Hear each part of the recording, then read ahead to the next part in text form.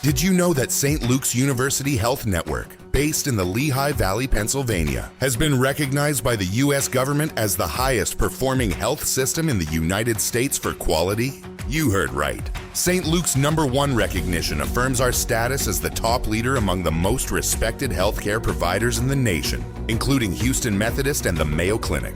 To state it simply, if you want to receive the best care when you go to a hospital, come to St. Luke's. Excuse me! Taxi! Come on, what are you doing? This is the 77 WABC minicast. And joining us now here on Cats and Cosby is the former senior aide to then Governor Cuomo, Melissa DeRosa. Melissa, first of all, what is happening with the budget? And then explain this sort of $4 billion that the state may be giving to the city, but really it's only 1.5 and pensions might be touched. There are a lot of workers that are not happy about that. Sure. It's good to hear your voice, Rita. So no, it's a mess, and it is a bunch of small gimmicky things that have been pulled together in order to allow Zoran Mamdani to be able to say that he has completed a budget. But as our friends in the Empire Center and Manhattan Institute and others will tell you, it's a bunch of gimmicks. Of the $4 billion, $1.5 billion is straight cash, but it's a one-time bailout. So the issues the city have are recurring, right? It's things the costs that occur every year, no matter what. But she's just giving them a one-shot, $1.5 billion. So that bails him out for this year for that piece, but there's no promise to do that in the future.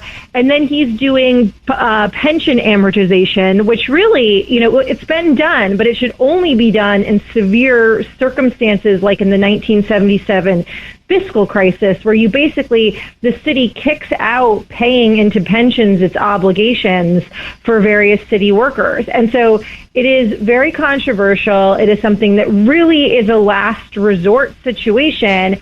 And again, rather than, looking in their own backyard for waste, fraud, and abuse and coming up with different ways to scale back spending, they're relying on these one-time gimmicks and things that are viewed by fiscal hawks as very, very, very bad bookkeeping. And I don't know how the rating agencies are going to look on this. And I think certainly he did nothing to put the city in a better fiscal position, which means next year we're just going to be back doing this dance again.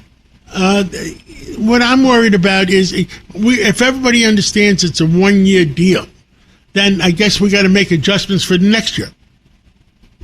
Well, one would think that we've got to make adjustments for next year, but I think that given the political dynamic that's playing out where, Kathy Hochul seems hell-bent on doing whatever Zoran Mamdani wants, even with this pied-à-terre tax, she doesn't have a primary. She doesn't have any political reason to have flip-flopped on not raising taxes. She did it to give him a win so he could tell, the far fringe of the party that he succeeded in taxing the rich.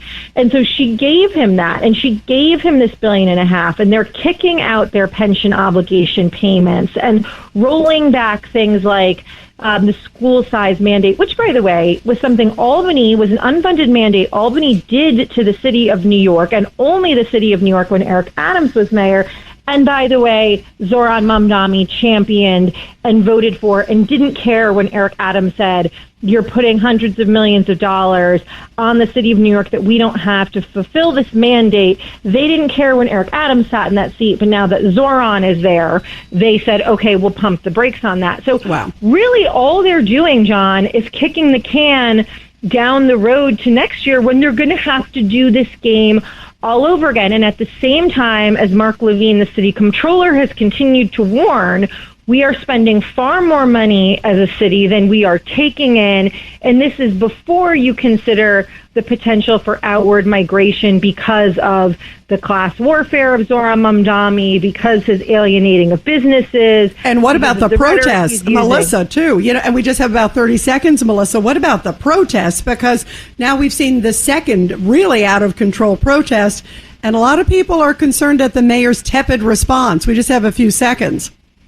Look, the response has been abysmal. He talks out of both sides of his mouth. He's the arsonist who then tries to pretend to come in and put out the fire. And at a certain point, people are going to say, I don't want to live like this.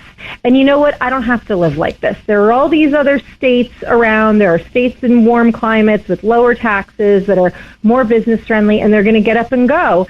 And I think we are reaching a tipping point in New York City where there's a point of no return. And Zohran Mamdani should think very, very clear-eyed about that, because that could end up being his legacy. You're right. Absolutely. Melissa, thank you so much. Such big news. Love having you. Melissa DeRosa, thank you. Thanks, guys. Talk soon. Thank you so much.